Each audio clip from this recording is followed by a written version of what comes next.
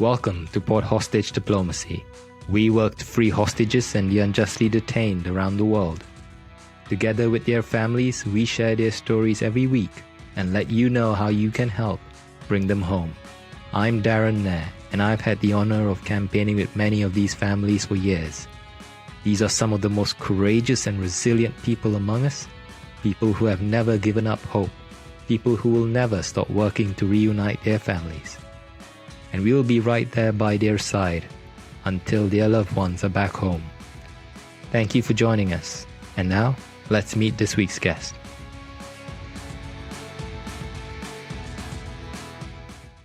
Welcome to Port Hostage Diplomacy.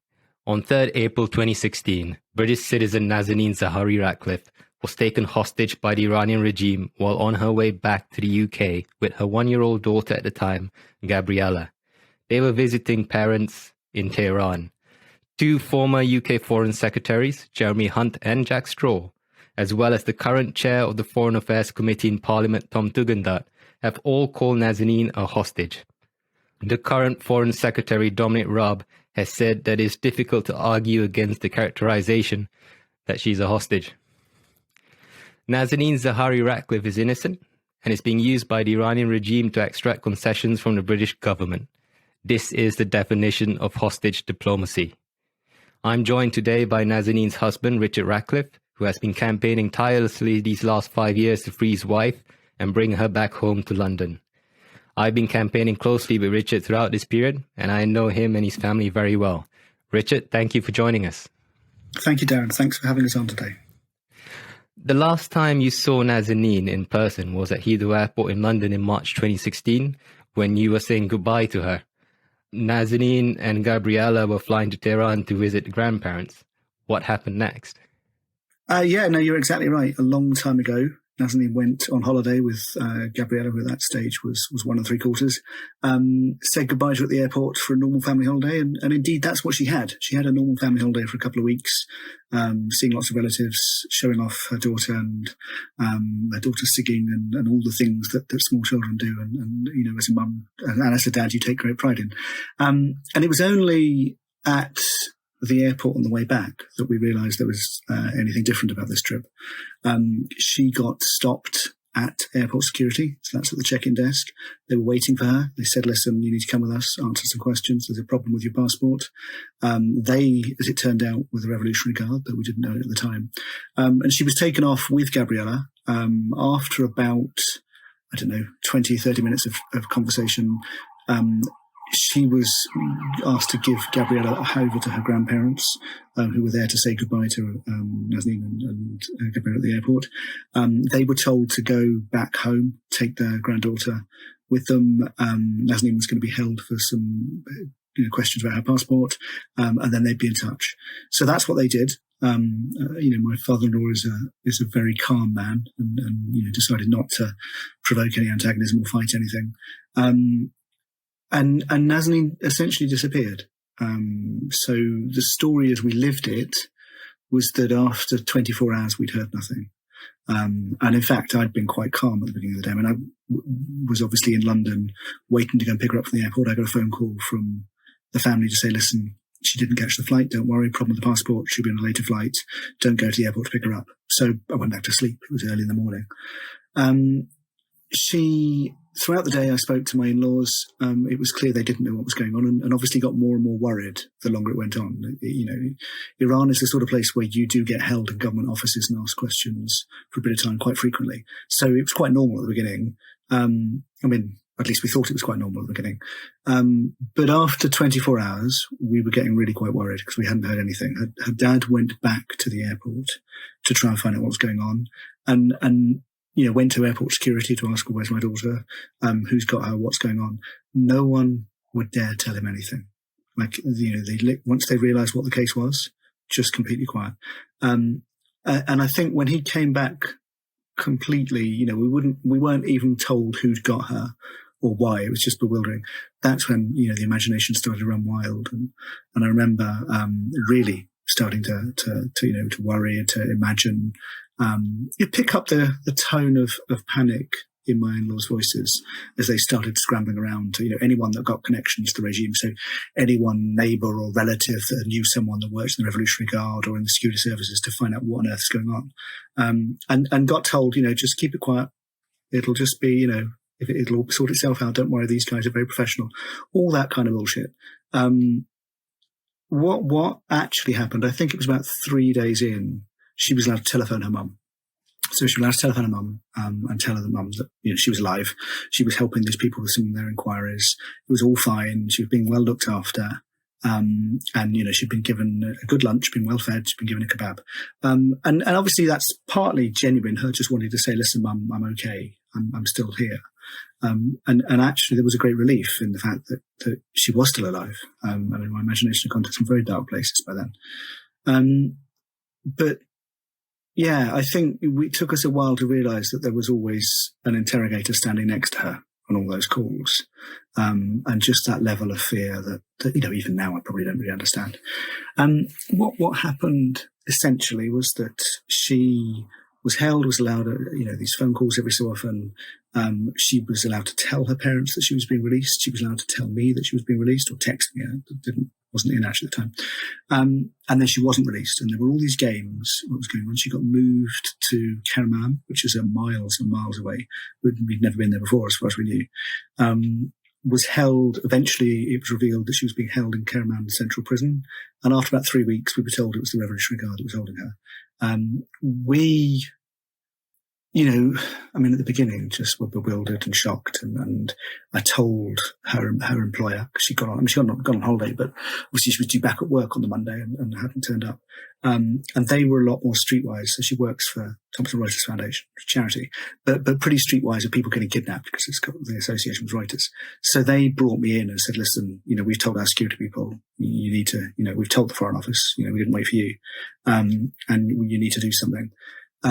And it took me a while of talking to lawyers, talking to other families, talking to Amnesty, talking to a number of more smaller human rights groups to get my bearings about what to do. I hadn't been involved in anything like this before.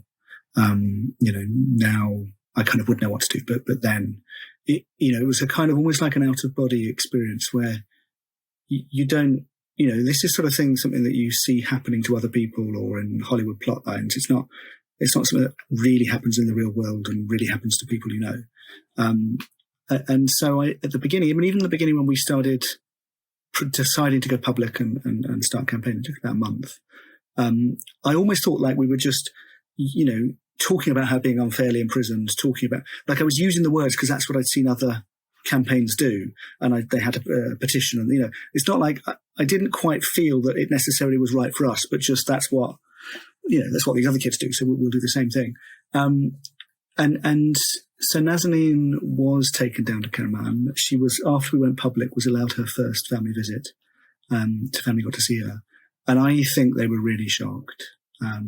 She'd essentially been kept in solitary for 40 days at that point. Couldn't stand up. So whether that's, the stress or the debilitating physical consequences of not eating anything for however long. So not formal and hunger strike, but just so distressed that she, she'd lost her appetite. But she had no strength at all and had to have Gabriella lifted onto her lap. And I think, for me, and I had met other families and had spoken to them about what people go through. But that was for me when it felt real, like, my goodness, that, she went perfectly healthy, perfectly normal, mid-30s. And here we are, someone that can't lift a baby, can't get off a seat. What have they done to her? And we went public. The consequence of us going public was that she got transferred back to Tehran, to Evin prison, which is the big prison in Iran where all the famous political cases are kept. And when we got moved back there, the guys in Kerman were the ones that then started briefing that she was being involved in overthrowing the regime and just putting a lot of propaganda out, basically to stop her being released. She'd been told again she was going to be released, and they just didn't want that to happen. So she got told all the time privately, no, don't worry, it's just politics, it wasn't very clear. Then probably I think it would have been in June, which would have been 2 months into her being held. Listen, we're holding you to make, pressure the British government to make the agreement. Please tell your husband to tell the British government, which I did, without quite understanding at that stage what we were really talking about. And I told the Iranian government, I said, listen, you need to let her go, but you also have to let her go free. You can't convict her or anything. And they acknowledged the message and said, listen, we'll check with Tehran what our instructions are. And then all went quiet. And she got convicted after about 4 months for a 5-year sentence. And then, at that stage, I think so. She got convicted in September, finally, 4 months into imprisonment. At that stage, she was still in solitary. I think we talked quite a lot about it being a theatre. Like it's, in hostage cases, the criminal conviction isn't real. I mean, it is real because it's a real sentence with a judge that has the real power to put people in prison. But it's not done to punish you. It's done to put pressure on a third party, in our case, the British government. So you kind of think, okay, well, 5 years doesn't necessarily even mean 5 years. And she was taken to court at exactly the same time as Hum Hudfar, who was a Canadian, who'd also been held in Evin for part of the time in the same cell as her. So they'd known each other quite well. And then they were expecting to be, they were being told this, we're holding you to make an agreement with the government. When Hum Hudfar was released, and Hum Hudfar was released a couple of weeks after that sentence, and Nazanin wasn't, and Nazanin was, listen, I've got a baby. Hum Hudfar is a significant academic. She's done stuff. I'm a nobody. Why am I? That kind of disorientation and disbelief took her to a very dark place. She was being told, you need to confess to this, you confess to that. We'll just film you, and then you'll be allowed to go, and then you'll be able to see your daughter again, and really manipulative stuff. And that's when she got, the first time she got really low. I think probably the early days, it was just terror. But the feeling of real depression and darkness, and, it would just be easier for me and for all my family if I just killed myself. For her to be articulating that to herself and then, increasingly to her family. And that was the first hunger strike that she went on, which was, so she said, listen, she wrote me a goodbye letter, and then went on hunger strike. And they clearly, the Revolutionary Guard panicked at that point, not least because she was a global asset, she was, public name, etc. So they didn't want her to die. So they sent her family in to plead with her to break the hunger strike. And actually it was her mother passed out when she saw her. She was like day 6 of hunger strike, obviously looking very thin and fragile, given all that happened before. Her mother passed out, and then obviously Gabriella got very traumatized, and there was a big family fight and kerfuffle, and just started screaming. And it was this sort of the impact on her daughter of seeing what was happening that she relented and she agreed to eat something, and that, I think, was when we started to get a lot more abrasive, really, with the British government. And with the Iranian authorities, but particularly the British government. Because at that stage, we then had it explained to us what Nazanin was being held for, which was for a British government debt. There was a debt dispute. There is a debt dispute between Iran and the UK, some money dating back to the 70s that the UK's not ever returned to Iran. And these guys were using it to get leverage. They'd done that in an American case before. It had worked. That's exactly why they picked up Nazanin. And, her arrest, her messages to her, why we're holding you, and then the subsequent clarification, all fits the pattern of those negotiations that were happening over that debt, which at the time were all secret. So at that time, there was a secret court case in London that would be, arbitrating and discussing the debt, periodically, but no one was allowed access. So, due to our story gaining such traction, journalists went off and started digging around, and in the end, sued or applied to court to be able to have public interest access, and got it. So it came out of the open, and in fairness, down the line, that the first time I went to see that debt court case, is the last time that debt court case was held. And ever since I turned up, it's been postponed consistently. When you talk about the debt here, this is the £400 million debt as a result of the UK not delivering the Chieftain tanks bought by Iran during the Shah's rule. But then when the Shah was overthrown during the Islamic Revolution in Iran, Britain did not pay that money back, even though they asked for it. So that's the basic story. The basic story is some tanks were sold to Iran. Iran paid an advance payment. The contract got cancelled. There was a discussion actually in the early days. They would still wanted the tanks. Then later on, they wanted the money back. There was a different process. In the end, it went to court. There was a court battle. Iran eventually won that court battle about 15 years ago. And by the time it won the court battle, sanctions have been imposed on the Iranian Ministry of Defense, who would be the body that would have the money paid back. So the UK said, well, we can't pay the money back because you're under sanctions.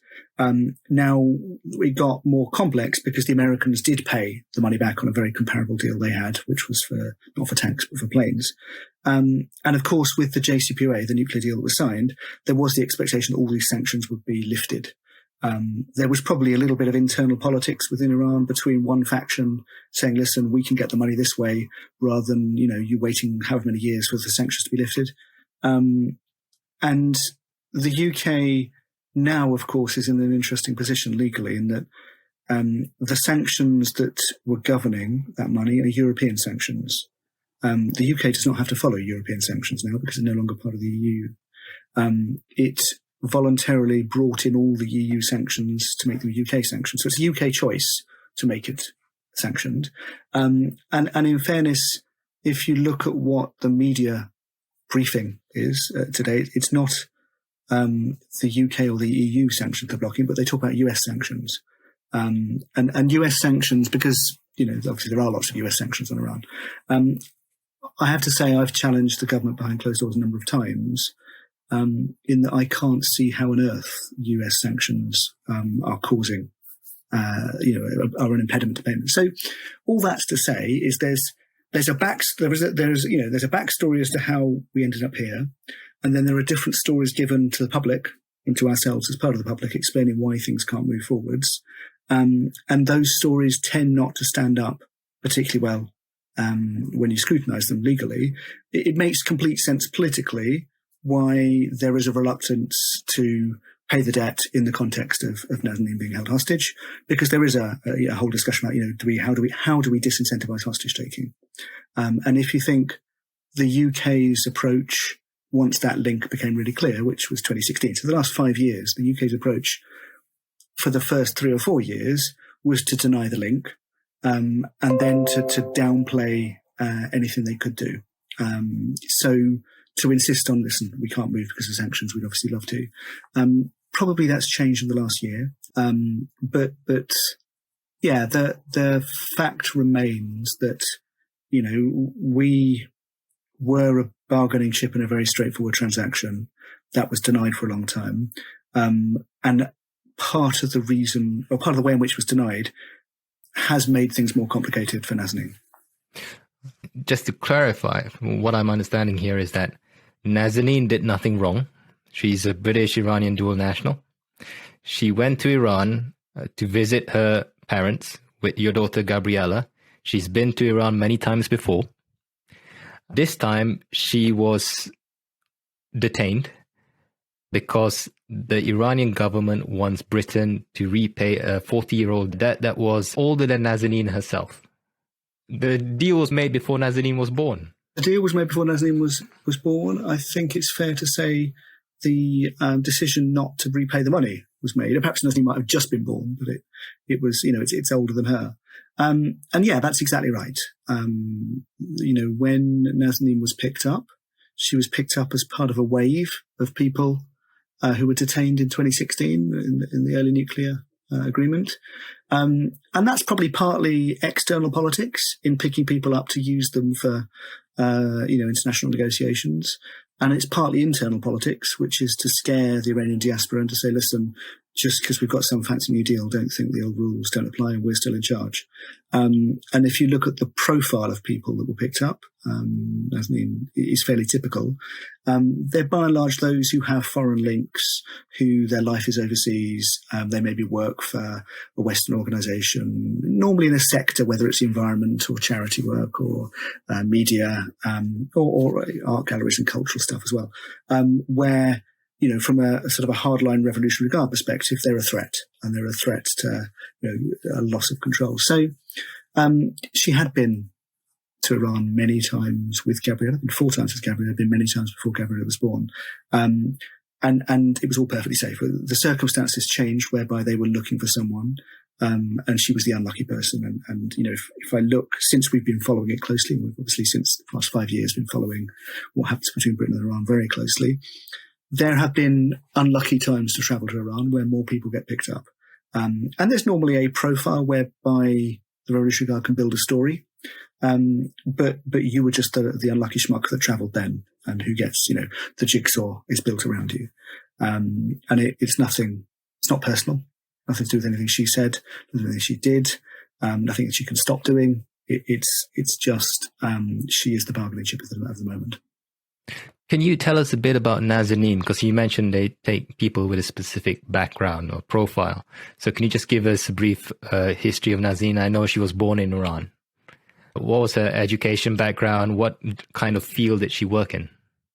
So Nazanin was born in Iran, grew up in Iran, studied English literature, first degree, worked afterwards, initially as an English teacher, then as an interpreter. And there was a BAM earthquake, big earthquake in Iran back in about 2003, I think.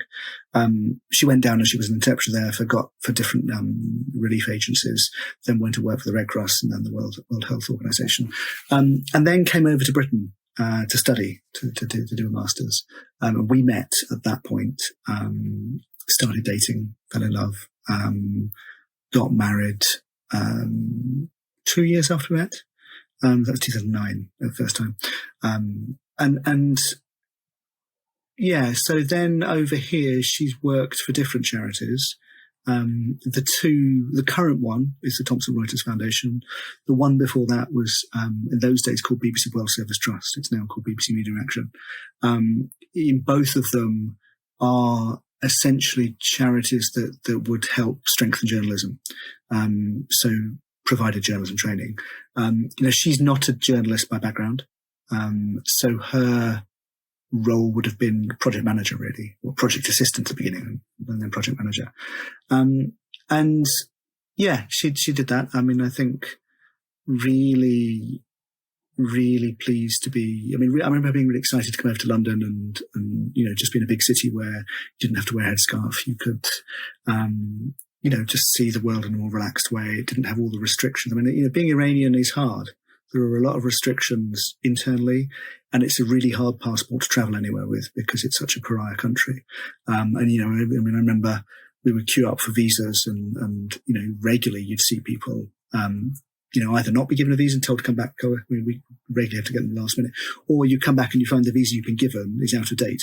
And there was a whole ruse being played administratively to, you know, not refuse, but not give. So yeah, I mean, she was like many mums. I mean, her life was transformed by Gabriella. Really reoriented in terms of just being so proud of her daughter and watching her daughter grow up and, you know, what she could do. And, you know, really, you know, probably before Gabriella was born, she'd have gone back to Iran every year. But once Gabriella, it was so much more important to sort of go back and show mum, and particularly because it's so hard for the family to come over here. And so, yeah, I think it, you know, many Iranians will learn quite carefully where the red lines are. So what you don't do if you want to be able to go, you know, to visit your family. So they'll avoid politics, they'll avoid human rights work, they'll avoid lots of things. And you know, Nazanin would have been certainly been someone who firmly felt she was not doing anything political. So it would have been, you know, nothing to jeopardize being able to go and visit mum or visit granny.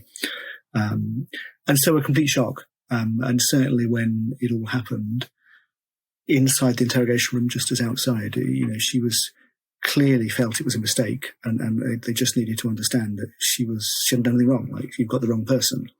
And that's a really common experience we all go through. And I see it with lots of other families where we all just think that innocence should protect us. And it's largely irrelevant. It's a profiling process. They could say, listen, you've got Reuters in your job title, you've got BBC in a previous job title. That'll do us. We can build the rest of the story. I mean, it's, the times in which they've sort of accused me of being a British spy or accused my dad of being a British spy. Like, there's a sort of a playbook that just gets played. And if the facts don't fit it, they'll just bend the facts a bit. But the story that gets told about someone being a big spy, it's only really to be eye-catching in order to drive what is essentially a business deal and a business of hostage-taking. United Nations Working Group on Arbitrary Detention has stated that Nazanin's detention is arbitrary, meaning she's being unjustly detained. What were the charges that they sentenced her to prison for? Yeah, so they put Nazanin through two court processes. One once, and one has been sort of a yo-yo process, but it's now finally finished. And it almost completely secret the first time round. So the first time round, when she got convicted of a 5-year sentence, she wasn't allowed to tell me what she'd been convicted of. We weren't allowed to tell the public. She wasn't ever, it was never officially disclosed to her. So she was never given it in writing, but obviously within the court. So she got a 5-year sentence, which at the time, the only relevant point was that it was, national security charges. Which essentially is the same bald space as being a spy. She was accused formally, first time round, as we understand it now, of membership of organisations against the regime, meaning that she once worked for Reuters, once worked for BBC, Charity Arms, and the most recent one, which is the same evidence, and it's all the same stuff that was in the first trial. But she was given a second conviction at the end of her first sentence to keep her going. And the charge formally was spreading propaganda against the regime. But I spent a lot of time with journalists saying, so what does she do? It's like, well, honestly, it's irrelevant. Like what she did was she went there and she once worked for BBC Media Action. She currently works for Thomson Reuters Foundation, and that's enough. That's all that matters. It's not doing anything. It's just about, here we're signaling we can hold her for as long as possible. Now you're right. We got the UN to rule on the first case, first sentence, that Nazanin was arbitrarily detained, and we submitted that actually even before she'd been sentenced. But they ruled after, and so that means under international law, her sentence is illegal. It's wrongful, and she should have been released. And we've just put in a new submission for the second sentence. So she got convicted second time round again in April, so 5 months ago. I don't know quite how long it'll take them to rule on it, but essentially we put in that submission at the beginning, partly because at the beginning, you don't know who to turn to. And so when your loved one is taken, you obviously turn to your own government and ask them for help. In my case, the British government. You turn to the foreign government, the detaining government, and say, listen, what's going on, and so on. But the UN is somewhere else that you can go to, and it's actually somewhere that other families have done. So that's why we put the application in, to get the UN to look at it and as a tool of pressure and also to get that ruling. We did it quite early. And we did it, when we did it, it was essentially saying this is all unfair. It wasn't a particularly sophisticated, appeal we made. We're now 5 years on from that first application. So much has happened to Nazanin, and there's a way in which in a hostage case, there's the unfairness of imprisonment, but arbitrary detention, which most arbitrary detentions are personal. People are being put in prison unfairly because they are annoying human rights activists or they're political opposition, or they are disliked by the ruling regime. It's different when it's a leverage case, like ours, arbitrary detention for leverage, where you're being put in prison not personally, but in order to put pressure on someone else. And what that means is we get, our circumstances get squeezed, get eased, we get punished, we get, have the offer of extra sentence, the offer of release almost simultaneously, to signal different things in a negotiation, which, is either literally happening or is implicitly, latently in the woodwork, and they're looking. So as the Iranian authorities have tried to get their money back and have tried different ways to pressure the British government, in the build-up to a court case, we've often had the revival of, more sentencing for Nazanin. Afterwards, we can also have, the potential of Nazanin to be released on medical grounds, or be released on furlough, or potential for clemency. All sorts of things will be signalled to say, listen, you could have, the red pill, you could go this way and you can have it all happily, or you can have, the blue, and that kind of dynamic where, a hostage case is different from a normal unfair imprisonment, like they say the ones that Amnesty deal with, most of them. Because a normal unfair imprisonment is kind of a two-party relationship. You've got the prisoner and you've got the imprisoning authority. With a hostage case, it's a three-party relationship. You've got the prisoner, the imprisoning authority, and the person the body they're trying to pressure on. And actually, you as the victim are pushing the people who put you in prison, but you're also pushing the people that are ignoring it. And one of the great consistent dynamics you get in the government is that you have a government, in our case Iran, who will take a hostage and then every so often squeeze them for effect and produce that effect. And you'll have a second government who is the one that's being pressured to do something that will have an incentive to downplay what's happening, to ignore what's happening, to kind of minimize it, because they don't want to be pressured. They don't want to give up, in this case, the money, and in the other case. And that kind of caught in between, it means why, a significant part of my resentment in this, and it's even part of our campaigning, is often about the gaslighting of the British government and the fact that they are downplaying what's going on. The fact that even to this date, and you're right in your intro, they have not. So a serving foreign secretary has never said unambiguously Nazanin is a hostage. Former foreign secretaries, when they're no longer in office, have said it, and the current foreign secretary behind closed doors happy to acknowledge it, because of course she is. But is he allowed to say it in public? The closest he came is to say, I would not disagree with that characterization. Well, the lawyers will be happy with that because they can still say, well, okay, that's not him agreeing. It's just not disagreeing. And that I find is part of a very consistent pattern that the British government has, where there are lots of ways in which it will try and deflect and downplay. At the beginning, it was downplaying the abuse. It doesn't downplay the abuse so much now, but it will try and deflect its own failure to solve it. So an awful lot of work goes into blaming dual nationality. In our case, say, well, we have ministers say it in Parliament. The thing is, Nazanin's case is complicated because she's a dual national, which of course is patent nonsense. I mean, there's a little bit of complication around going to visit her if she's a dual national, but it makes no difference in hostage terms. She is being held because she's got a British passport. I mean, she could have got 12 of the passports, doesn't matter. The British one is the one that matters to the Iranian authorities. And it's very disingenuous, partly to say, listen, it's a way of downplaying, partly also to create a kind of a hierarchy of citizenships, which is something that, is emerging in other, we see in Afghanistan and other spheres of foreign policy. And I think that, when I used to get very offended by it, very upset about it, but in some ways it's not personal, right? The British state, British government, has an interest in protecting its own interests, which are to downplay and not be pressured by the Iranian authorities.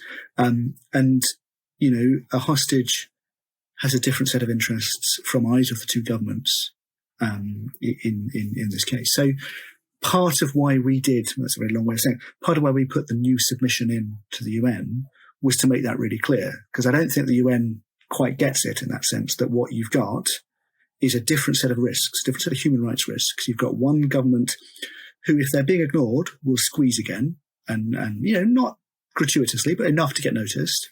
One government that will be busy downplaying it, and you've got a system that's kind of presumes the good faith of most governments. Maybe not. You'll have some occasional bad actors or bad apples, but the human rights system works on the presumption that different states can all cooperate together to try and improve human rights. It completely falls apart where both states have an interest in pretending that the grass is not green. So you make a very good point there about dual nationality and the use of the term hostage. So the Americans do things differently. I've seen the American Secretary of State use the term hostage when referring to American citizens held in Iran, even though the current American citizens held in Iran, Semak and Bakr Namazi, Ahmad Shargi and Morat Tabas, they are dual nationals or have 3 citizenships, including Iranian citizenship and American citizenship. But not once have I heard them refer to these individuals as dual nationals. They call them Americans. As long as they have an American passport, that's what matters. They are American. They are one of them. However, in Britain, it's different. You have to lobby the Foreign Office to call her a British citizen. Could you just talk about the difference and why you think that's in place and what you've been doing to get the British government to do better? Yeah, it's a really interesting area, and it's true. I think American citizenship, US citizenship, is unambiguous. It probably comes partly from US history, that it's a nation where people came to and would have come from somewhere else historically in most cases, and then took on a new identity, and it's a melting pot of a new identity, and so there is a kind of even having a green card, right? Like you're not even a full citizen, but you're on the road to a higher plane, which is US citizenship. So they do take, US citizenship very seriously and protect Americans. And that's, popularly definitely seen as part of the government's job. And they've got all sorts of structures, like a presidential envoy, a fusion cell, various things that are set up to, bring Americans home. And the UK doesn't have that. There's obviously a sort of a dog whistle dynamic to dual nationality in the way it's talked about. And there's a real British and a brown British, essentially, is what's being articulated. And you see that in lots of the sort of commentary on Nazanin's case, is that, it's almost like she's a foreign girl that's brought this problem to our doorsteps. Even today's Twitter, I was just looking through it. I think, if I'm honest, the way in which consular law works, the way in which sort of, your rights as a British citizen overseas and how the government relates to them, it's not really an area of citizenship at all. Actually, we're subjects. So the British state has rights in consular services. British citizens don't, only if the government chooses to help out. And it's probably an area where we're still kind of stuck in the 19th century, or the 18th century, really, in that, the better connected you are, the more the government will help out. And in our case, I'm white and middle class and I get on the news quite a lot. We get more help than others do. And that would be true amongst the other Iran hostage cases. That would be true amongst the other British citizens that held overseas cases that, some of which aren't hostages, but just the sort of classic in prison because, the government didn't like them, unfairly because the government didn't like them. But we get more attention partly because we're less foreign looking, as a family. And I do think, it's an area that, obviously British citizenship at this point is in its own special place with Brexit and working out the UK's place in the role and world. And in some ways, Afghanistan is showing this in many much, much bigger sense, in that there are going to be, hundreds of Brits left in Afghanistan who happen to be British Afghanis. The government were very proud in saying we brought back all the mono-nationals, all the white Brits at home.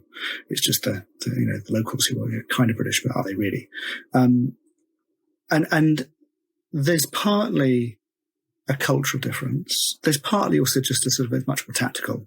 It's about the way in which, the government, as any government does, deflects its poor performance and downplays its failure to do something and gives a story that the newspapers will buy and that the public will buy. And so I do think one of the great problems the UK has is that we've got, the government has no obligation to protect at all. It's entirely discretionary, which means if you happen to know the Foreign Secretary, you've got a chance of being protected, and we get relatively pretty well protected. So if you look at everyone in Evin prison, the guards used to say to other women prisoners when they come in and they would make a demand, listen, who do you think you are? You're not Nazanin Zaghari Ratcliffe. Fuck off. That was a reflection of the fact that actually we could make noise. And because we could make noise, we would get listened to by important people. And because we get listened to by important people, they would talk to their Iranian counterparts, and there were boundaries as to what could happen to us. But that's a really labour-intensive, unfair and regressive system, because what that means is it's those with good connections that get protected, which is the opposite of citizenship. It's kind of where we were pre-citizenship when we were talking, we were all good subjects. And we're so far up the list, but we're not, we've spent 6 years in prison almost. That's a reflection of us not being important enough fundamentally to solve it. Otherwise, I wouldn't be here talking to you. It would all be done years back. So to remediate this problem, or at least to shine a light on it, you've co-founded the British Rights Abroad group with the families of other British citizens unjustly held overseas or held hostage overseas. Could you give us a brief description on what it's about? Yeah, so that's right. So we founded it a couple of years back, and in some ways, it's probably a battle for when Nazanin's home properly. I think that's when it's really got the bandwidth. But it's exactly set up. So there's a number of families who'd been unfairly imprisoned overseas and had turned to the Foreign Office and got frustrated with the Foreign Office's approach to solving those cases. And in all those cases, the Foreign Office's approach was reasonably consistent. It was to look for a diplomatic solution, to go very soft, not to challenge the unfairness of the imprisonment, but essentially to ask for a favour from the other government and say, listen, can you let our one go? And probably use some of the things that were said by other parties. So, if the family point out how unfair it is, the government will use that, but they're not going to say it themselves. They're merely, show and share in that sort of great diplomatic way. And of course, what that means is the government is not actually protecting. It's just managing a situation, with open eyes and a conscience, but it's managing a situation. So, quite a few families come out quite bitter that they've been put through this profoundly unfair experience, and they just, they'd read their passport where it talks about Her Majesty's Britannic government requires the authorities to help this passport holder, and you realise it's nonsense. It doesn't require anything. So we set it up, and what it's been doing is calling for a right to consular protection. So saying, listen, there should be a framework here. There should be something that says this is what the government will do for you if you're a British citizen and you're unfairly detained in these circumstances. And that's the only way to make it fair. Now, obviously, it's a bit tricky in different circumstances. Some places we don't have an embassy, makes it harder. It'd be hard right now in Afghanistan, for example. But you could still have a set of principles and rules that then need to get translated. Interestingly, it's taken, and it will continue to take, quite a piece of work to persuade people to realise there's a problem. So we launched that campaign, 18 months ago, maybe longer. Got a bit of fanfare, and then it sort of faded away. Last Christmas, so a year later, we did a piece in the Times saying, listen, you've got no right. The British government's got no obligations to protect you if you're tortured or unfairly imprisoned. That was put on the front page of the Times. Big noise, really, because it coincided with the new blue passports coming out. So, well, that actually is something that had been a law for many, many years, but still most people were shocked. It was 3 days ago, Dominic Raab said, listen, we've got the mononationals home, but, it's just the dual nationals left. And people were shocked by that. And so there is a way in which things that are, a core part of our story and a core part of any story like mine, like ours, are not being noticed more broadly. And there is a job to do, I think, both for the public, but also, say, for MPs and for those that actually make the laws, to get them to realise there's a problem. And that, I think, is a difference.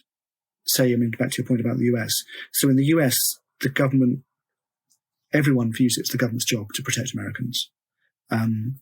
In the UK, I think the government has done a good job of making it seem like they'll help out.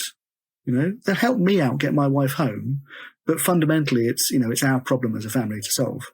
And behind closed doors, I've put it really bluntly to them. And yeah, fundamentally, even when you're being held hostage over a British government debt, that's formally not the government's problem. which is just extraordinary that they can get away with that as a conjuring trick. I mean, it's just extraordinary. No, I absolutely agree with you. The one thing I have noticed is because, like you said, the British government's lack of sufficient action has made the families have to do so much more. And one thing I hear from many professional campaigners at NGOs is that you are a phenomenal campaigner. The Free Nazanin campaign has been amazing. You've been able to get media attention from all around the world, not just in the UK. I remember, for instance, during the hunger strike, members of parliament from almost every party came to visit you. I've known you for 5 years. I know you work as an auditor in a professional services firm. You're not a campaigner. Can you just talk to us about deciding to go public? Because you and I have campaigned with many hostage families, and the one thing they hesitate to do is to go public. And the Foreign Office and the State Department and the Foreign Ministry, irrespective of the countries, always tell them it's easier to solve this if you keep it quiet, if we have these private conversations. So don't go to the media, keep quiet, let us do our jobs. And after a few years or few months, almost all the hostage families I speak to say the same thing. If they could do this all over again, they would go to the media immediately. So can you talk to us about the Free Nazanin campaign, how you decided to launch such an effective campaign? I think that's exactly right. I remember even when we were not public, we were quiet, and we were quiet for about a month. I spoke to 4 families, and all of them, and they were quite different families. I mean, they were quite in terms of their temperament and what they did, but all of them said, "Listen, it's a really tricky decision, but in my case, I wish we'd gone public earlier." So I remember that being a message that came through to me, that actually most people, in the end, if they had their time over, would have pushed a bit harder, a bit earlier. I don't think there's any. I mean, it's interesting because we're still unsuccessful, right? I don't think we should be sitting here with our laurels saying what a great campaign we've run, because we're not supposed to be running a campaign. We're supposed to be getting it home. We haven't managed it, and it's probably gone through different phases. So the way we campaigned at the beginning is different from how we do it now, and there's some things we don't do as well now that we did do at the beginning. But I do think you're right that at the very beginning, all families spend a long time being very anxious about whether to go public, and actually the question is how to go public. It's not simply that you just call up the Times and say, "Can you put me on the front page?" It doesn't work like that. And actually all of us, when we do go public, are frustrated by how the news moves on and it does other stuff, and we don't get the attention. And why do you have, I remember once, being on television, and the story before me, which they went on for ages about, was that there was a sausage roll in a newspaper advert in a manger. It's like, well, why is this news? And other stories that were more important just got cut. I mean, at least I got on the telly that day. But I think, what advice would I give people? You kind of need to get people to care. So you have to be genuine and straightforward and be yourself, and, make the mistakes that we all do. But people can feel honesty. And it is true that, one injustice is a tragedy. Many injustices are a statistic. And there is something about opening up your life and being, allowing people to connect to the person that Nazanin is, the person that I am, that, which doesn't come naturally to any of us, really. I remember it being very tough seeing myself and the family pictures up on the news, on screens when I was walking past at the station and stuff. I don't, and for a long time, it would still be broadly true, I don't watch it back. I keep it all small. I just do interviews and move on. And that's because, we're all naturally a bit shy and unsure of things. And I think I don't know if it's true. At the beginning, I remember thinking that what we're trying to do is 2 things. One, to get as many people care as possible, and to expand the circle of people that know about a story and care about a story. And I think it's wrong. and partly just to find different ways of doing that. Because if enough people care, then the right people will care enough. Is a sort of a basic rule of thumb that is true for all campaigning. And then, any hostage case is complicated because at the end of the day, you're being held by some obscure guys that have got a worldview whereby this is justifiable, and B, a fairly alienated framework of morality whereby they can do rough stuff. And so you're always, trying to push the boundaries to be provocative enough to get attention, to learn to be streetwise enough that actually everyone else hasn't got your family's back in quite the same way. There'll be those who are quite well aligned, human rights groups, lawyers, journalists, but they're still slightly different.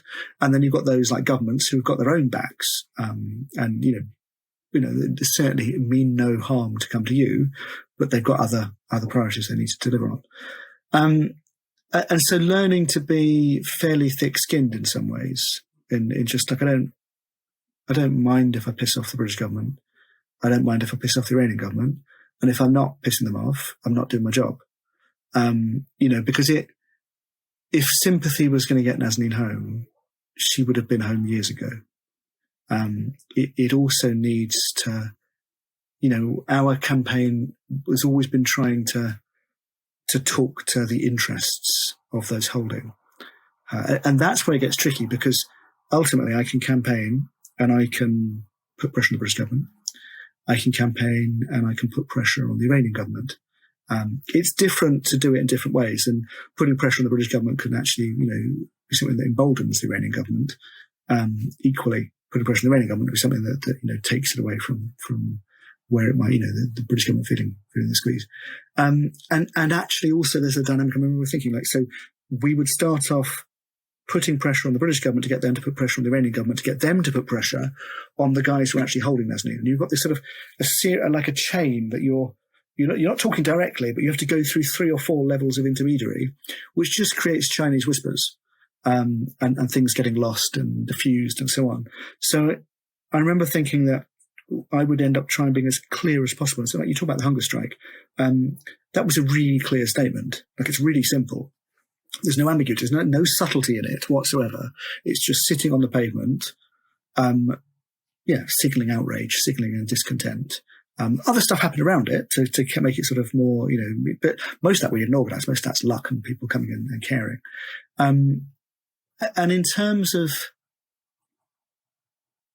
I don't know, we're not a successful campaign in that sense. Like, I've spoken to families where, they did their initial sprinting and it worked. And, 18 months later, Jason's home. I've spoken to other families where, they didn't do any campaigning, kept it all quiet, and they're home. And similarly, that, has worked out for them. And we're all prisoners of our own experience. Aren't we? We're all extrapolating from a sample of one in this. So you do need to be humble that actually none of us know what we all know what's happened in our case, but we don't know what's the right way of doing things. There isn't. This is where actually your podcast is a very valuable thing. There is not the body of knowledge out there where you can look and compare and say, listen, this is what works, this is what doesn't. We've got our instincts. We've all got, my instincts are obviously to make this a problem that becomes unignorable and others will solve it. And to assume that the Iranian Revolutionary Guard are normal human beings and they understand that taking a mother and a baby hostage is not acceptable. And they do understand that. And, all this sort of claptrap about how we have to keep quiet and be sensitive to them and they must save face is nonsense. That's not how hostage taking works at all. It's a business. And like any other business, it has its clear logic of commercially what it's trying to achieve. And it's going to want to minimize its costs. And part of our job is to increase the costs as well as to not close off the path to having this solved. Yeah. So the cruelty is a feature, not a bug. It's intentional. They want to be cruel to Nazanin in the way they treat her, to upset you more and to make you go to the media and to get more people outraged, to speed up the process, to get the British government to react. I think that's right. I think there's understanding the rules of the game helps the more one does. And it's conspicuous cruelty rather than deliberate cruelty. Not at the beginning when Nazanin was being interrogation, that was probably just sort of standard, interrogator cruelty, which is just, anyone that goes there is broken down and abused in horrible ways, because that's how they break people. But that phase was actually finished fairly quickly in our case. It's the first few months. What we've been in ever since is a much more kind of public cruelty that's done to put pressure on the British government, and it is trying to leverage our campaign. And you're right that then creates an interesting tension. Obviously a tension between us and the government, so we'll go out and make lots of noise. The government will resent it. But also an interesting tension where, it's not my job to be pressuring the British government and for the Iranian authorities to get out the popcorn and watch it. Like, my job is to pressure them. And I have to do it in this sort of convoluted way where it's pressuring the British government to pressure them to, but nonetheless, I do have to be quite mindful of the fact that it's really important that they don't complacently, squeeze Nazanin, wait for me to react, push the British government, like that. That's their business model, and it may not be the business model if you stay quiet, but it's the business model if you're public. So one of the things we've done increasingly in the last 18 months, 2 years, is to be much more critical of the Iranian authorities for their hostage taking, to push the British government much more clearly to call it hostage taking, and also for there to be accountability for it. And that means to things like Magnitsky sanctions. And so to be, there's lots of sort of preparing behind the scenes and talking through stuff, but in short, one of the key problems in the diplomatic approach, to dealing with hostage taking, state hostage taking, is that there is no cost for the hostage taker. There's some embarrassment and pariah status, etc. But if you're taking hostages, you're probably willing to embrace that anyway, because it's only the tactic of an alienated party. And there is a real reluctance in diplomatic received wisdom to do things like, impose sanctions, to do things like go to court, to do things like even support civil actions, because that is counterintuitive to everything the diplomat want to do, which is about building relations and quiet ways of understanding. Like, if you're having a fight in a courtroom, well, that's not going to be a friendly. It's like, that's a divorce. That's not a marriage. We're trying to build a marriage here. We've probably spent, we've had 4 foreign secretaries.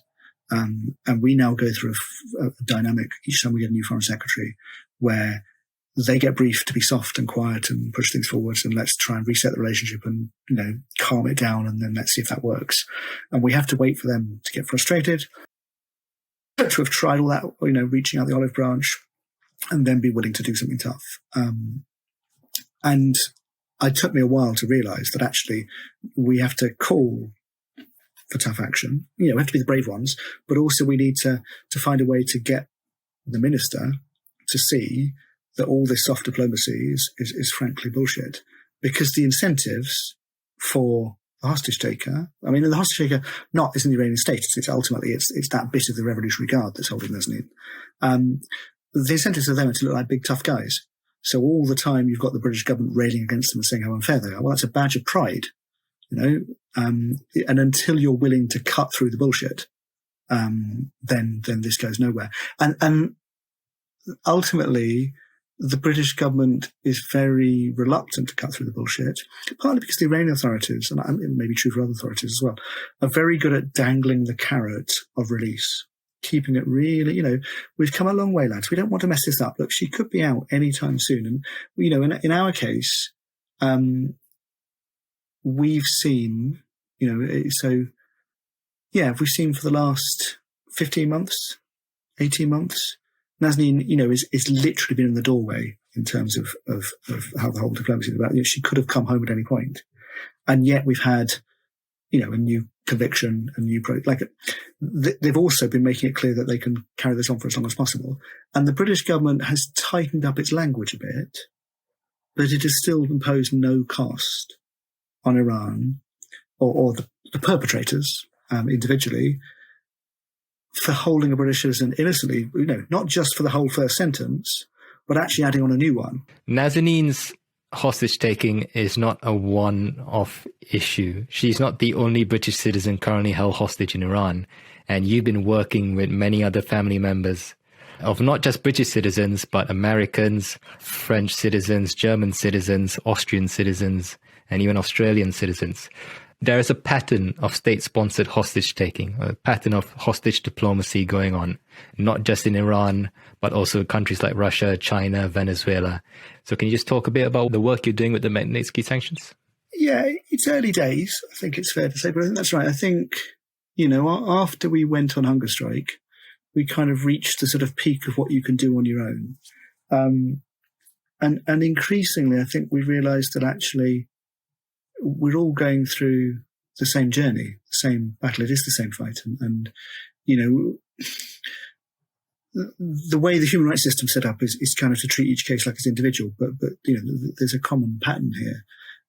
Now, probably Nazanin and a number of the other British cases are very closely connected because we are being used as bargaining chips on the same thing. Nazanin and some of the other Iran cases, the Europeans, the Americans, also quite closely connected because it's the same guys doing it at the other end, and they're probably different things they're after, but it's the same playbook that they're using.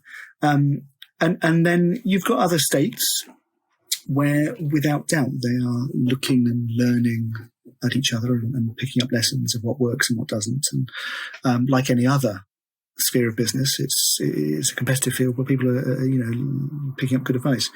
I think then, as us coming together as families to talk about what to do with it, it started off really as almost like a self-help group. So coming together and just sharing experiences and just feeling not alone.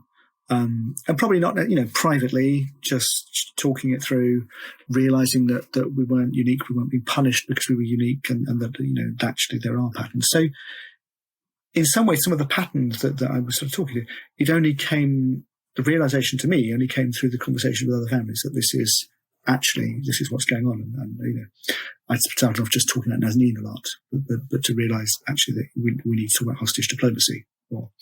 And the term and how we stumbled on everything, but in terms of the work we do, so there is a number of families of actually probably principally former hostages with some current families rather than that current families have set up an organisation called Hostage Aid Worldwide, which grew out of those networks of self-help in many ways, and typically the families did the self-help, but it was those when they came home, some of them took it forwards and wanted to actually make sure that no one's left behind or this doesn't continue to happen.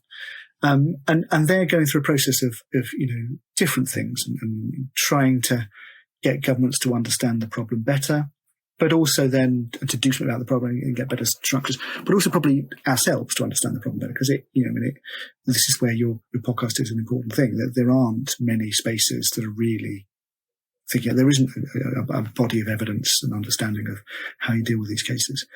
And I think where we've ended up as the families is partly in the sort of the speaking out outrage space of just saying, listen, this is a problem that's being ignored. You bastard governments need to get on with it, with different levels of force. And it's interesting at the moment, the European families have been quite outspoken. The American families are quite cautious. A year ago, it would have been the opposite way round. And that's because, under previous President Trump, there was a really alienated relationship with Iran, and kind of hopeless. So you might as well speak to get noticed.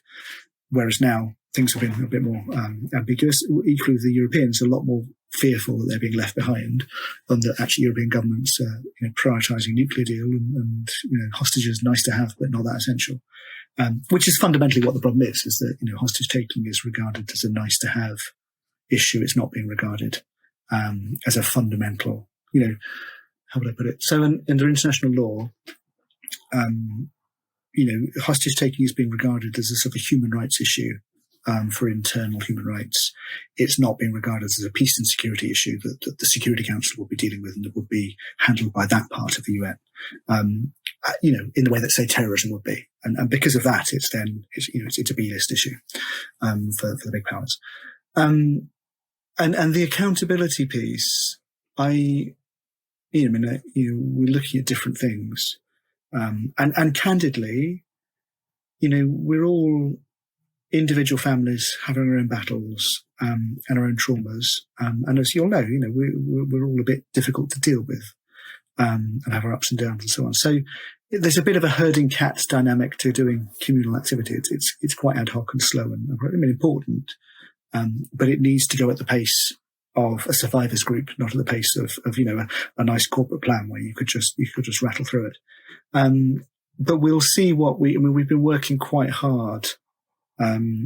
Some of the families, and it'll all be anonymous, but some of the families leading on it and other families, some families not want to be part, to identify who have been the key perpetrators, in Iran's hostage industry, and to put those names forwards for sanctions.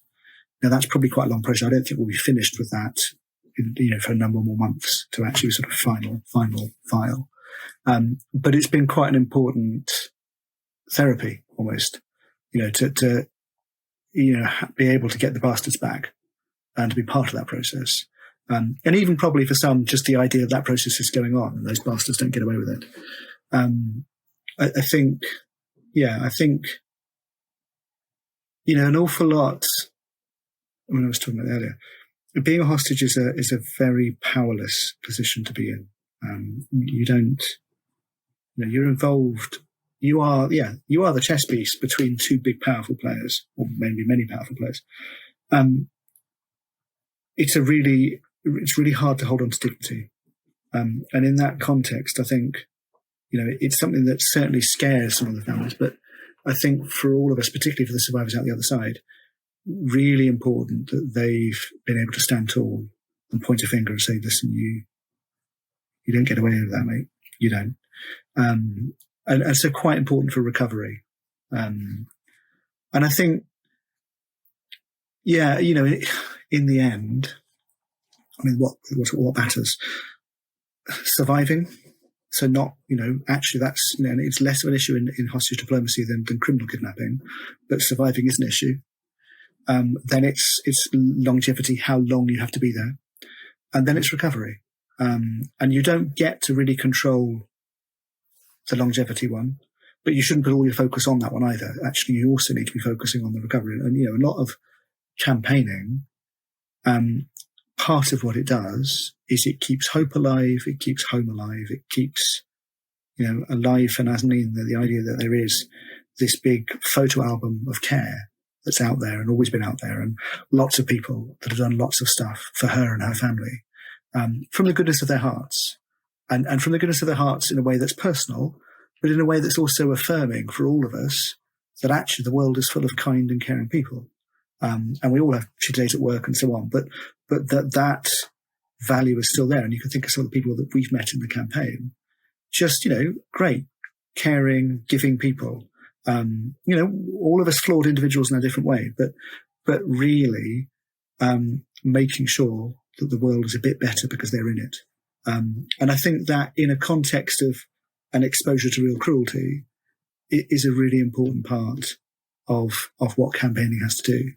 And actually, if you think, even this podcast, you going and talking to different families and just listening to different families, just giving them a space to tell their story and share their story, and to realize their story is not unique. It's not just, oh my God, on Fox News, we've never heard of this before. But actually, there are lots of people going through it and they survive it. And, they don't survive it perfectly and we've all got hang-ups, etc. But they get through it. It's a really important thing. It's a really important thing. And it's part of, I think in the end, for me with campaigning, the other stuff, we've not been so successful on, but yeah, just keeping people caring, keeping us caring, keeping home alive, it's the only thing that matters in the end. No, absolutely. The reason I started this podcast is because I know I've been campaigning with families like yourself for 5 years. The most you can get on a television network is about 10 minutes. So I wanted to give you time to tell the full story. You mentioned, obviously, there's been so many people helping you out, NGOs, politicians, the general public, pro bono lawyers, public relations, people offering their services pro bono, journalists, and even your employers. I just want to bring this up. How have your employers been helping you throughout these last 5 years in Nazanin's? Because I know that there's a difference between the experience of hostage and hostage families when they are working for a large corporation and when they're self-employed. Because when they are contractors or freelance journalists and they get taken hostage, if they are the sole provider for the family, then the family goes into financial trouble because there's no insurance, the corporation doesn't continue paying the salaries.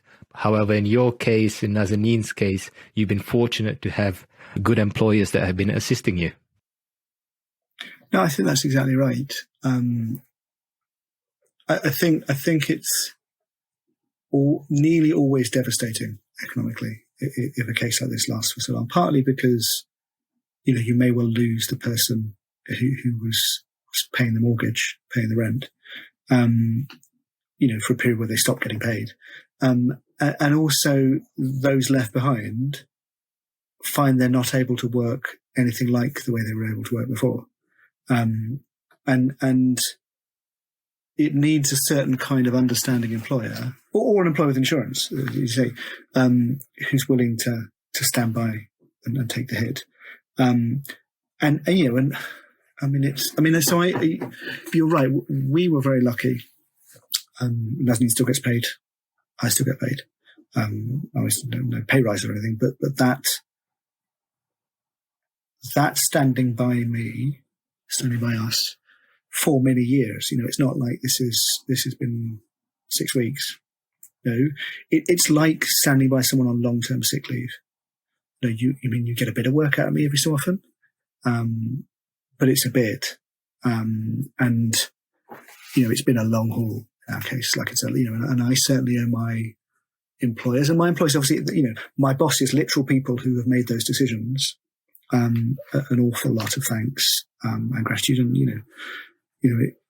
years of service, and it's obviously something that everyone of my peers has worked with, has seen and appreciated that actually the employers stood by me and didn't just sort of wash their hands and say, "Listen, mate, I'm you in, you out." Because in most cases, that's what happens: is you get told at some point, "Okay, this has gone on a long time now. So, do you want to come back to work properly, or do you want to, move on?"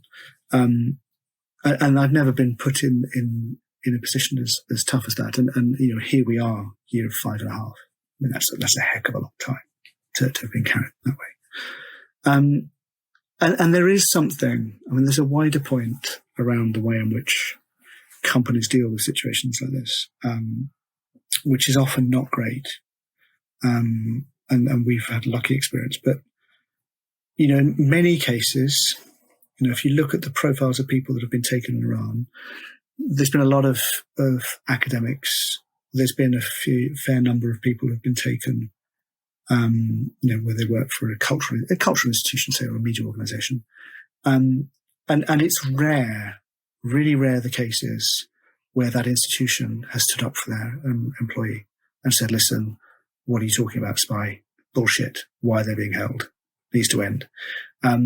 You get quite a few organizations that will, hire a lawyer and, give the family some support, some pastoral care, but actually calling out this practice and calling out the indulgence of this practice by British government, in our case, US government doing it, very rare. And so if you look at, whether we're talking about, without naming them, let's say the universities, I've never seen anything. I've seen some quite shocking behaviour by many of the employees of the universities, by cultural institutions, where, clearly the lawyers in central office have looked at the institution's own interests and have decided to let the victim hang. And I think, in that context, say the Washington Post, it was very rare in their standing up for their citizen, for their employee. when he was taken. Yeah, this was for Jason Rezaian. For Jason Rezaian, exactly, back in 2015, 16. Very rare indeed. I can't think of many. And I've seen a lot of cases. I've seen a lot of cases where essentially the lawyers and senior management seem to decide that it's best to sit down and wait for the government to solve it, and not upset things. And that kind of whole rationalization where it makes it more complicated, it's incredibly self-serving.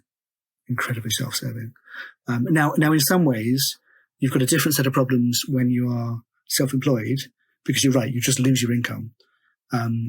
But you're probably less disoriented by the fact that actually there's a bit of hand washing going on, and many organisations that should know better do hand wash.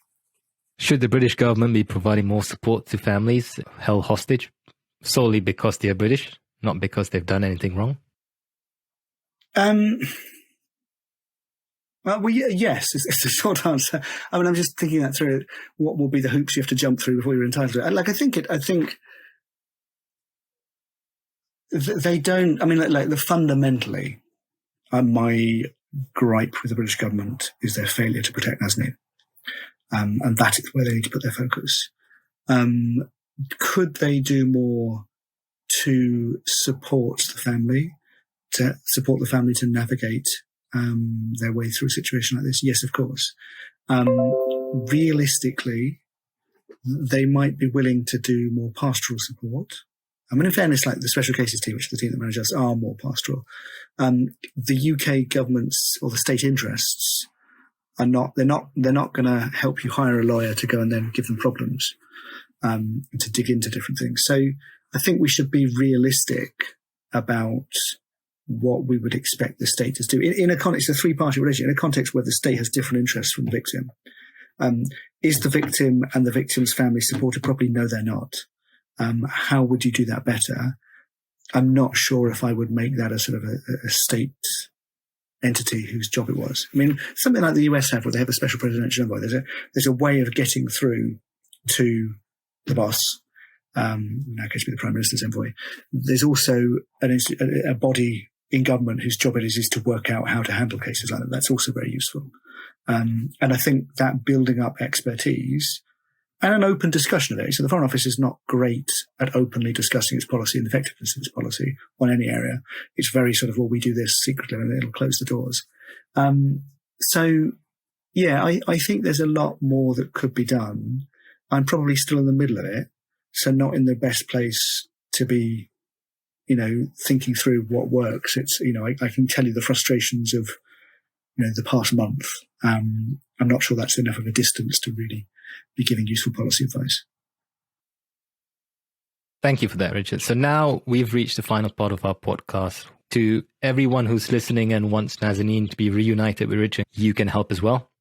For members of the public in the UK, you can write or speak to your MPs. Now, we have a few talking points. Feel free to choose whichever ones you're comfortable with.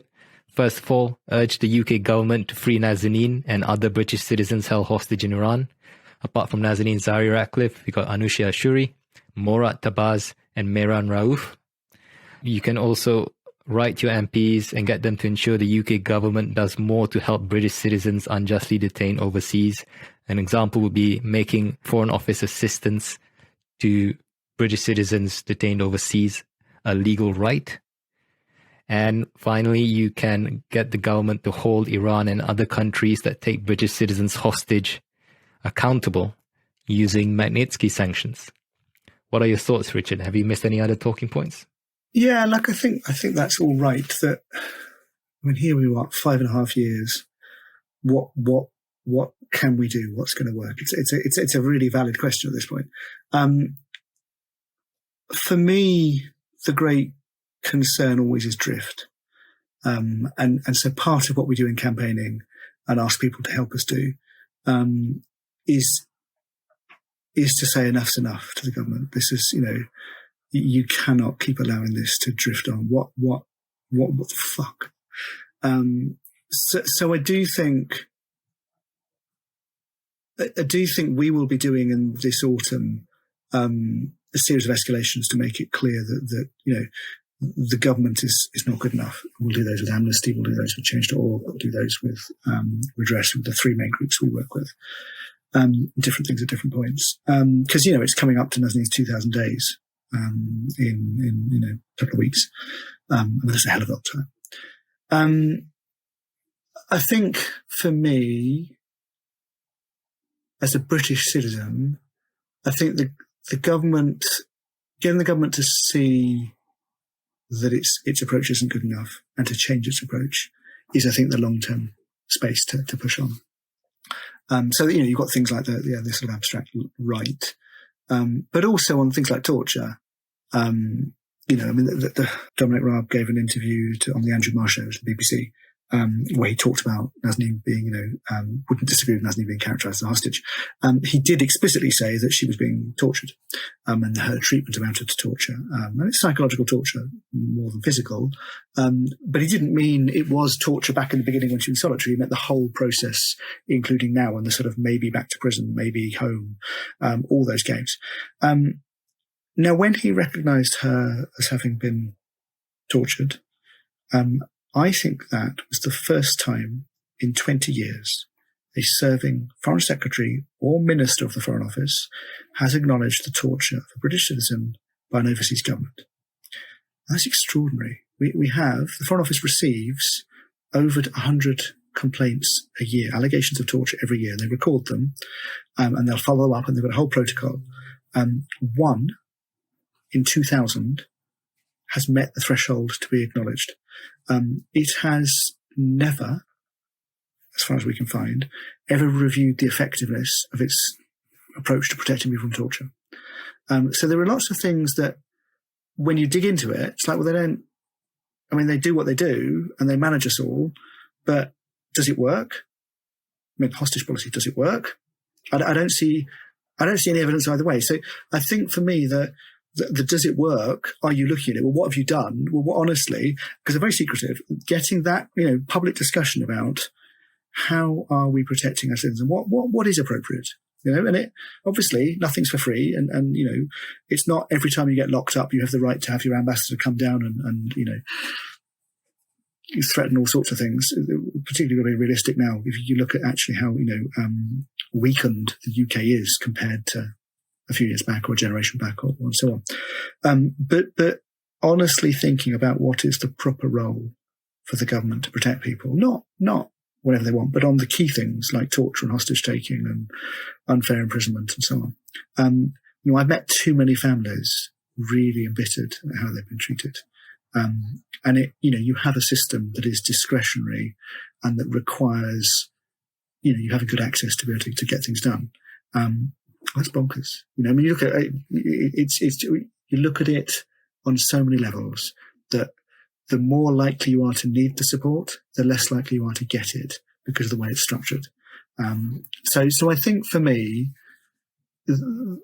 realizing how poor our protections are, how not fit for purpose the way the Foreign Office is in handling overseas injustices, and putting that pressure on your MP, your government to make the world, to not allow that injustice to just sort of carry on festering.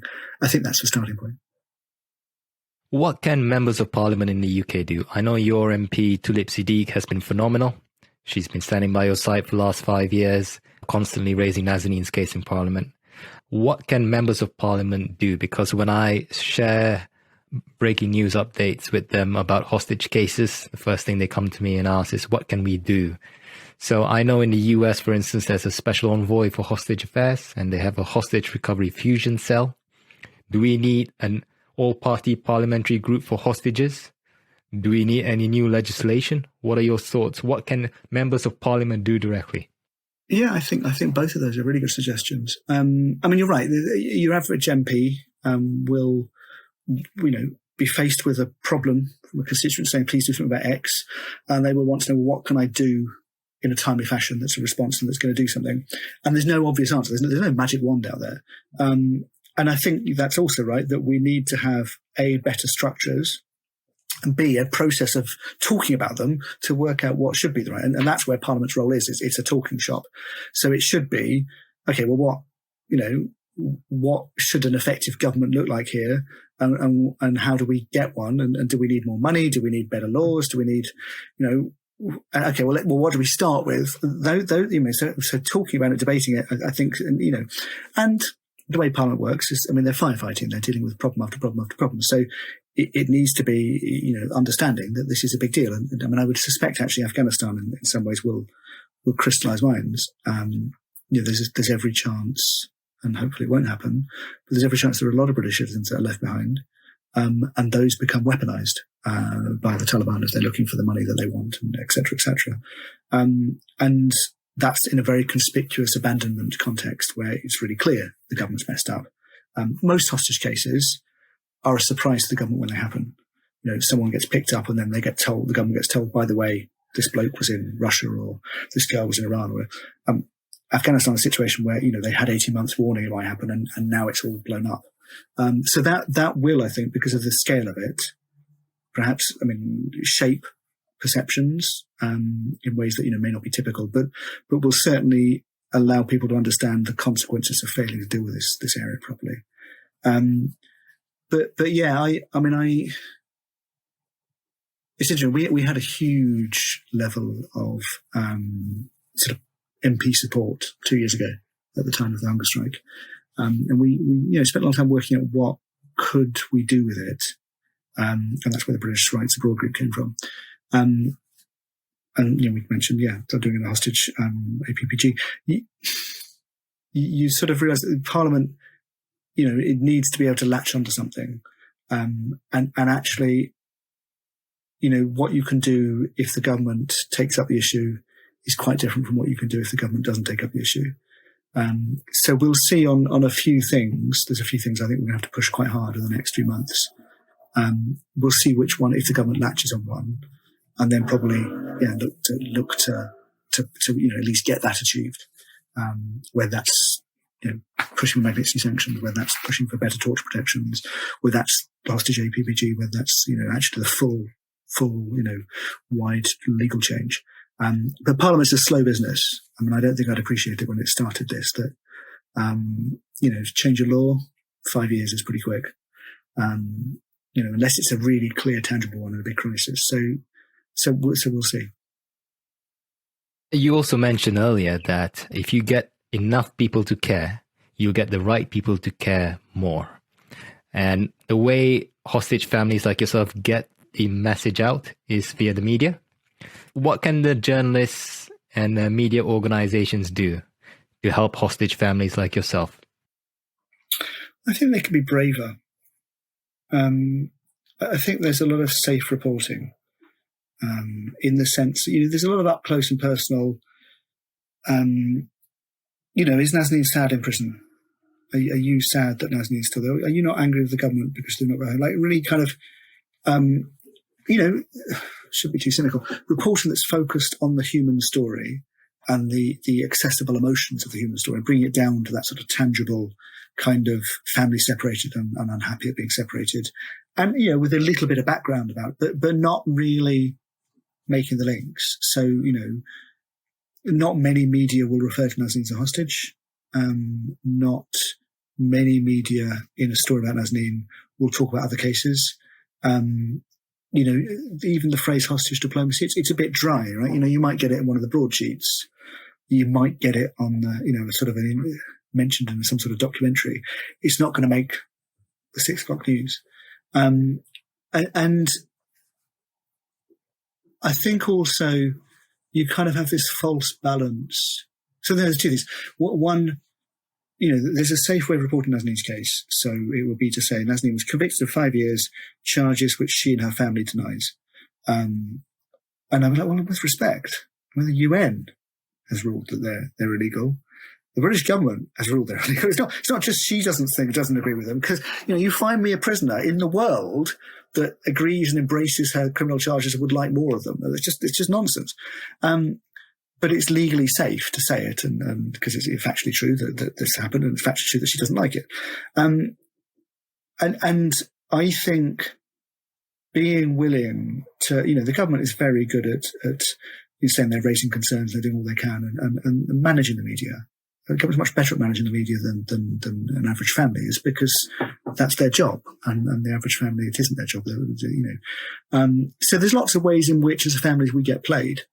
And get packaged and put into being the sort of the suffering victim and a bit of colour. While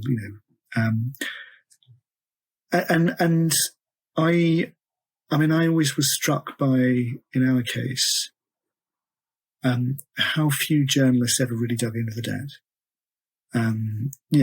Now it's a reasonably established, accepted part. I don't think it's disputed by the government even on the record.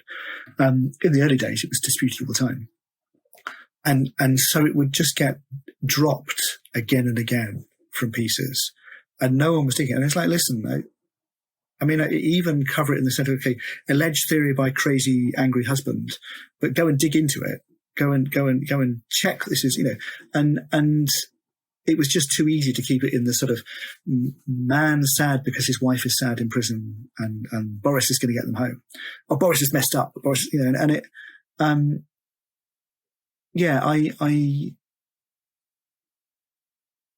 It's in that sense. I wrote a piece for a website called Declassified, which looks at sort of security policy and arms trade and so on. So, and I was able to put things in there that actually were common knowledge, but I'd never been able to get. I've said them many times. And occasionally you get, ranting theory, but there aren't many journalists that have got the gravitas and the mandate to be able to really say this stuff. And that, I think it means that, there's a way in which a lot of media is in the entertainment business. And there's a way in which the news is part of the entertainment business and has to, it's court politics, it's soap opera stuff. And we became part of that at points. But the sort of understanding how we're governed and the gaps in how we're governed and the dangers in those gaps, which is kind of what what you naively assumed, public interest journalism would be about. That's gone much more into the sort of the podcast space, much more into the beyond the broadsheet space. Than it used to be, and I think that's to say then that you can't rely on the media to tell your story. You have to tell your own story, and be brave, and then get the fact that the media will take up parts of it. It won't take up parts of it. Don't get conspiratorial about it. It's got its own pressures. And that's the process we all learn, and we still are learning. And it's easy to get angry and alienated, in a way that it just isn't attractive for your average. All been out of work and come back, and the last thing you want to do is read some ranting, angry, go just a shitty day yourself. Thanks very much. So. There's absolutely a place for the sort of the homely part of campaigning and the homely media coverage of campaigning. But it's just I think I find it's a continual learning as to what gets in the media, and probably over time I've ended up doing more and more of the hard edge stuff and less of the homely stuff. And that's partly because we did so much of the homely stuff at the beginning. And as I said earlier, if sympathy was going to get Nazanin home, she'd have been home by now. It's not enough. It might be necessary, but it's not sufficient.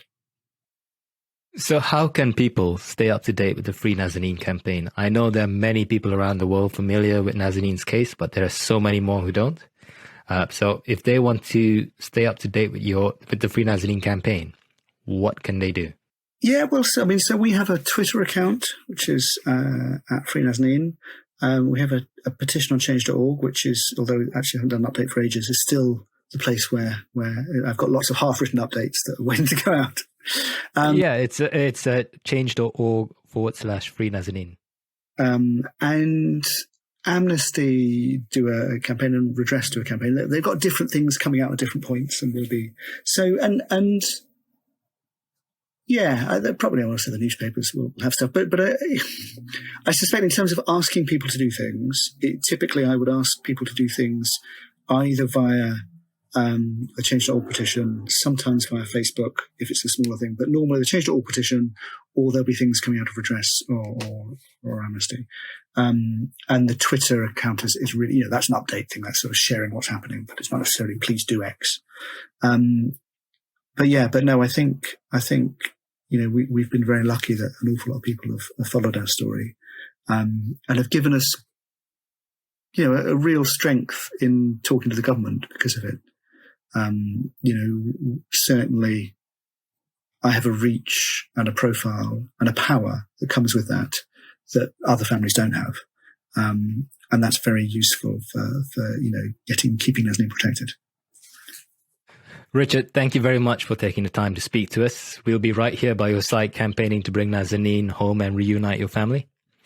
If you have any questions for Richard or myself, if you would like to send Richard messages of solidarity, or if you would like to tweet at your politicians asking them to free Nazanin, you can do so on Twitter using the hashtag PortHostageDiplomacy, and we'll retweet your tweets and share them with Richard. The reason we focus on Twitter instead of other platforms is because most of the journalists, the hostage families and politicians are on Twitter. So that's why we use that platform. And if we end up receiving a lot of good questions from listeners like yourselves, Richard and I will have another special Q&A podcast to answer your questions. Thank you for taking the time to speak to us, Richard. Let's free Nazanin. Thank you. Thank you.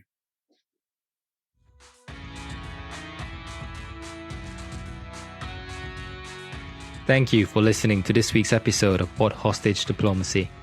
We're not just a podcast, we're a community. If you're on Twitter and would like to post a message of solidarity to the families or have any questions for us, please tweet it using the hashtag PortHostageDiplomacy and we'll get back to you. If you like what we're trying to do, please do consider supporting the show financially. You can do this using the Support the Show link in the description of this podcast episode. We're grateful for any contributions, no matter how small. Thanks again for listening, and we'll be back next week. Take care.